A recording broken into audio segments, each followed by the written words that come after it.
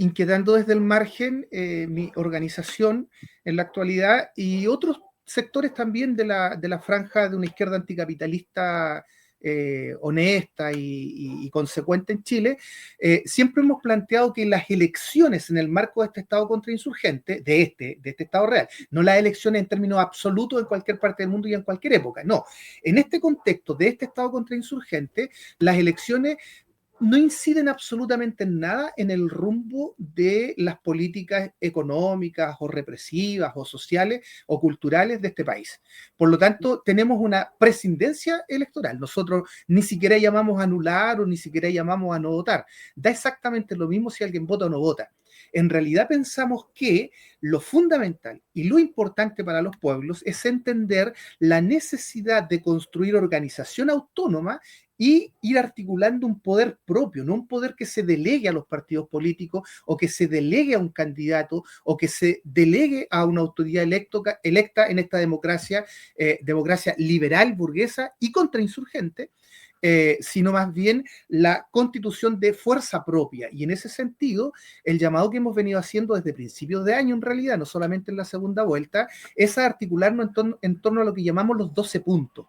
Pensamos que los pueblos tenemos una cantidad de demandas insatisfechas durante 50 años, más de 50 años con unas demandas insatisfechas que ya estaba bueno que las pusiéramos en un listado, y las pusimos en un listado de 12 puntos, porque decimos que los pueblos tenemos que tratar de implementar estas medidas en nuestros espacios en donde estamos, o tratar de reclamar o tratar de demandar estas medidas, o sea, ambas cosas, construirlas con la fuerza propia y también demandarlas al Estado o a quien sea que haya que presionar, pero en definitiva articularnos en torno a 12 puntos. Es una especie de programa que articula las demandas inmediatas y más sentidas de los pueblos, lo que tiene que ver con la sobrevivencia, con el sueldo, con la salud, con la vivienda, en fin, con cuestiones un poco más profundas que tienen que ver con la administración y el tipo de uso que se les da a los bienes de la naturaleza o a los bienes comunes,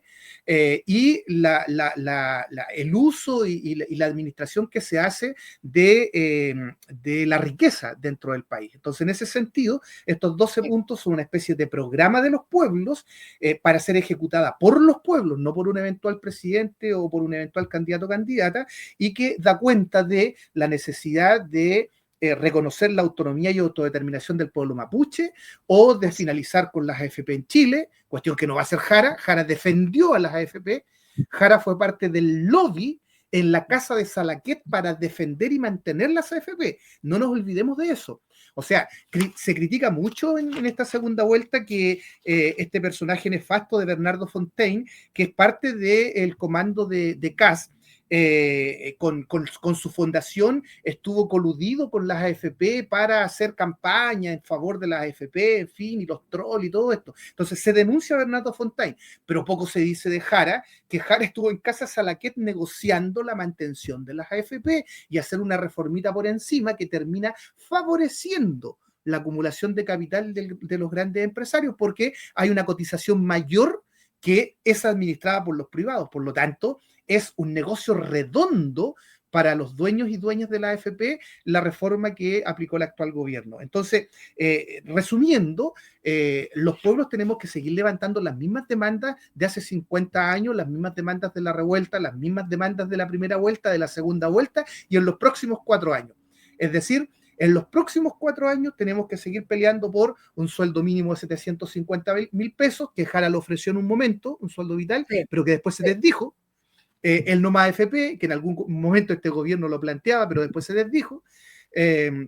O cuestiones ya más de fondo como una redistribución de la riqueza en base a una modificación de los tributos, o una redistribución de la riqueza en base a tener acceso a salud, vivienda, educación gratuitas, Los pueblos tenemos derecho a salud, vivienda, educación gratuita, porque son los pueblos los que financian al fisco, los que financian al Estado, y en vez de que el Estado esté constantemente dándole bono al empresariado forestal o al empresariado de Claro, los salmoneros, o salvando a la banca en algún momento, o salvando a las ISAPRE en otro momento, en vez de las que el Estado farmacias, gaste nuestros dineros en las empresas, bueno, gástelo en salud gratuita, gástelo en vivienda gratuita, gástelo en educación gratuita. Y con control comunitario. Lo mismo, se necesita un control popular para los precios de los alimentos y de los productos y servicios básicos en este país. Esa es una cuestión que no se pone encima de la mesa porque este es un país donde hasta el Partido Comunista está de acuerdo con el mercado, está de acuerdo con el capitalismo, está de acuerdo con la propiedad privada y está de acuerdo que todo se distribuya de acuerdo a las fuerzas del mercado, a la mano invisible del mercado. No, hay que hacer control de precio. O sea, es necesario y urgente hacer el control de precios porque en Chile la desigualdad sigue hoy día siendo tan grave como antes de la revuelta. El índice Gini de desigualdad antes de la revuelta era de 50 y hoy día está en 49. O sea, estamos en exactamente las mismas condiciones de desigualdad que llevaron a la revuelta.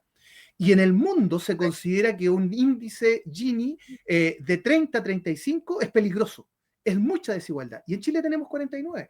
Entonces, lo que hay que hacer en este país es una redistribución de la riqueza. El 1% concentra el 49% de la riqueza. Eso es imperdonable, es inaceptable, es incomprensible. Eso es una vergüenza. Entonces, esas son las cuestiones de fondo por las que hay que pelear y que están contenidas de alguna manera en los 12 puntos y que no las va a resolver ni Jara ni Kass.